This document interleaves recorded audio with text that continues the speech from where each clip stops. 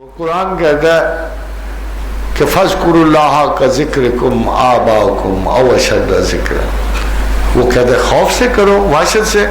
قرآن تو آپ کو کہہ رہا ہے، اللہ خود اپنی زبان سے کہہ رہا ہے مجھے ایسے یاد کرو جیسے ماں باپ کو کرتے ہو، جیسے محبتوں سے کرو۔ تم اسے ڈری جا رہے ہو، جو اٹھتا ہے خوف کا سایہ آپ پہ ڈال دیتا ہے، گلٹ کا سایہ ڈال، بھائی وہ اللہ ہے یار، اس کے لیے آپ کے گناہ و ثواب کی کیا حیثیت ہو سکے۔ یہ شرع جو ہے، شرع ایک بات غور سے سن لو، شرع کا مطلب ہے کم سے کم زیادہ راہ جسے لے کر آپ منزل تک پہنچ سکیں، the least with which you can go through۔ یہ تمام شریعت اسلامیہ صرف سیف پیسج ہے تاکہ اس دنیا کے مکر و فریب الجھاؤ یہ نت نئے فیشنیبل آئیڈیالوجی سے بچ کے آپ ایک سادہ کمٹمنٹ محبت اور خلوص کے ساتھ، خدا کہتا ہے کہ بے شک تم نے سارے زمانے کے گناہ کیے ہونے، بے شک، مگر جس نے اخلاص سے دل سے ایک مرتبہ لا الہ الا اللہ محمد رسول اللہ کہہ دیا، اس کو قیامت کیا کچھ بھی کیا نارے دوزخ اسے چھو نہیں سکے۔ حدیث رسول ہے صلی اللہ علیہ وسلم کہ جس کی آنکھ سے اللہ کے لیے ایک آنسو نکلا اور وہ مکھی کے سر کے برابر ہو اور اس کے رخسار تک آ کے خشک ہو جائے، زیادہ نہیں، ایک آنسو مکھی کے سر اور اس کے رخسار تک آ کے خشک ہو جائے، اسے دوزخ کی آگ کبھی چھو بھی نہیں سکی۔ خاتم حضرات، اب اس اللہ کے بارے میں آپ کی سٹوری کیا ہے؟ جہنم، دوزخ، آپ کی سٹوری یہ ہے، آگ بھڑکتی ہوئی، گناہوں کی سزائیں، مار پیٹ، الٹا لٹکانا۔ یہ جب تک گلٹ ہم سے نہیں نکلے گا، it is only because of ignorance and lack of knowledgeability about Almighty Allah and the Quran and the book and the Prophet۔ جب تک یہ حماقتیں ہم سے نہیں نکلیں گی، جب تک یہ غلطیاں ہمارے مذہب کے بارے میں رفع نہیں ہوں گی، ہم کبھی امید پرور مسلمان نہیں ہو سکتے۔ So let's change۔ خدا کہتا ہے تم لوٹ جاؤ گے، میں لوٹ جاؤں گا، تم پلٹ آؤ گے، میں پلٹ آؤں گا۔ کتنی خوبصورت بات ہے۔ دیکھو اللہ میاں کہتا ہے تم میرے محبوب، میں تمہارا محبوب، مگر ہم ایٹ پار ہیں۔ تم ناز نخرے اڑاؤ گے، غیر سے شناسائی رکھو گے تو پھر تو ہم تمہارے ساتھ نہیں آئیں گے۔ تمہیں وہ عزیز ہے نا، وہ کلچر، یہ سنائی مگر جھوٹے نگوں کی ویزا کاری ہے، بہت اچھے لگتے ہیں تمہیں، کھاؤ نا برگر ان کے، مگر اور واحد چیزیں کیوں قبول کرتے ہو؟ اپنی متاع حیات کو تو سلامت رکھو۔ اگر وہ جہنم کے مسافر ہیں، ہم جنت کے مسافر ہیں، جنت میں میک ڈونلڈ کا برگر نہ صحیح نا، اس سے بہتر مل جائے گا۔ یہ ساری کی ساری باتیں جو ہیں، آپ نے وہ ضروری چیزیں قبول کرنی ہیں جو ویسٹرن کلچر میں ہیں، without being inferior and feeling inferior we can share۔ ہمارے علم میراث تھے، 200 برس آکسفورڈ اور کیمبرج میں حجت الاسلام محمد بن احمد غزالی پڑھایا گیا، 200 برس۔ رینیسانس غزالی کی وجہ سے شروع ہوئی اور ابن رشد کی وجہ سے شروع ہوئی۔ تعلیم و ترسیل ہے، کبھی ہم نے ان پہ احسان کیا، آج اگر ہمیں وہ انکوائری کے میتھڈ سمجھا رہے ہیں تو کوئی پرابلم تو نہیں ہے۔ میں کس چیز میں حقیر فیل کروں؟ آپ بتاؤ نا بھائی، ہمارا احسان انہوں نے اٹھایا۔ وہ عالم تھا کہ مجھے ابھی تک یاد ہے کہ 15-16 سینچری میں یورپ میں سرٹیفکیٹ بکتے تھے، these were called certificates of redemption. 5 pound کا چھوٹی جنت کا سرٹیفکیٹ تھا، 10 پاؤنڈ کا بڑی جنت کا۔ اور اتنی جادوگری تھی کہ جب کوئی شخص پادری کے پاس جاتا تھا تو یہ علامہ وقت کہتا تھا کہ شیطان اس کے سر میں کیل ٹھونکو۔ کیل ٹھونکنے سے تو واقعی مرض دور ہو جاتا ہے، بہت سارے لوگوں کے دور ہو جاتی۔ اس قدر جہالت۔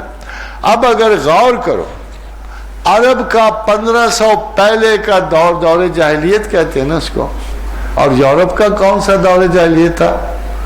1500 برس کا، 15-16 سینچری، 14-15-16 سینچری، یہ یورپ کا دور جاہلیت تھا۔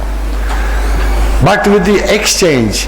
یہ برکت ہے کارڈوا کی, اشبیلیا کی, البیریا کی, مرسیا کی.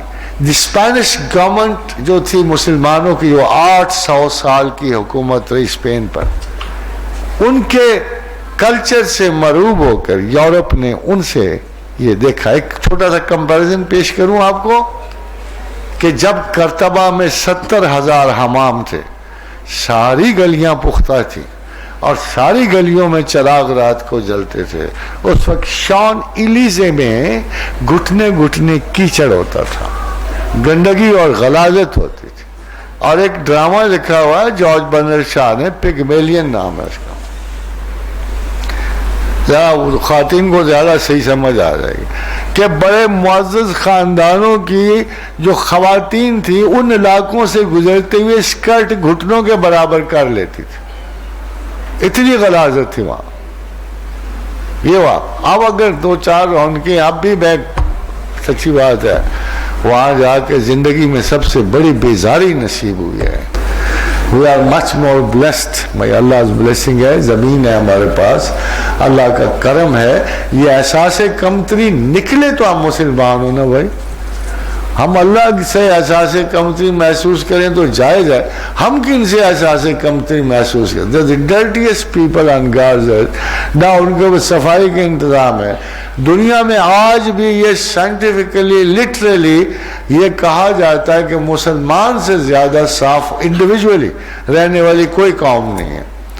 مگر ہمارا خارج دیکھ لو نا, جو چیز ہمیں باہر کرنی, سیوک سینس بالکل نہیں ہے, ہمارا تساہل ہے.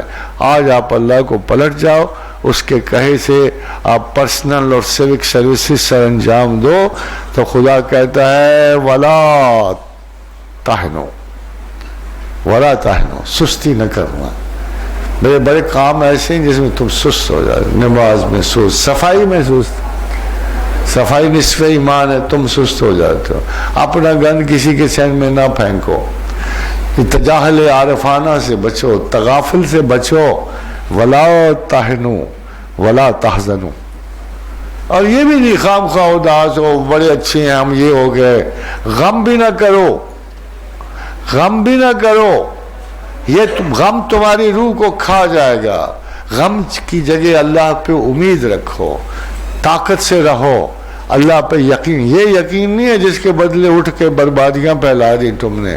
خدا کے بندے ظالم کبھی نہیں ہوتے, قاتل کبھی نہیں ہوتے, کبھی بھی نہیں ایسے ہوتے. خدا کے بندے انتہائی خلیق, مہربان, وہ مونس قلب و جاں ہوتے ہیں, ایسے نہیں ہوتے. اللہ کے بندوں میں اگر دیکھو, میں آپ کو ایک بات دوں, حضرت آمش بڑے بدصورت تھے, مگر میں نے بیان سنا کہ جب وہ لوگ جاتے تھے تو ان کی نظر حضرت آمش کے چہرے سے نہیں ہٹتی تھی کبھی بھی, کہ جب وہ قرآن و حدیث پڑھانے لگتے تو اتنے خوبصورت لگتے تھے کہ لوگوں کی نظر ان کے چہرے سے نہیں ہٹتی تھی. کیونکہ آپ کے یہ ظاہر جو کچھ بھی ہیں, آپ کے باطن کا نور آپ کے چہرے پہ چھلکتا ہے. اللہ نے قرآن سے کہا, بات سنو, سارے قرآن پڑھتے ہو, آپ بھی پڑھتے ہو گے, بڑے بڑے علماء دین پڑھتے ہیں. یہ کہاں گیا, وہ شخص کہاں گیا جس کے بارے میں اللہ نے کہا کہ جب جنات نے کہا کہ ہم آدھے دن میں تخت سبا کو یروشلم پہنچا دیں گے, تو ایک شخص اللہ کہہ رہے جسے میں نے کتاب کا علم دیا تھا, اس نے کہا ہے سلیمان میں پلک جھپکنے میں پہنچا دوں گا. یہ کون سا شخص تھا جس کو فیوژن اور ڈیفیوژن آتا تھا, کتاب کا علم تھا اس کے. آپ کیوں نہیں کتاب کے علم والے اٹھتے؟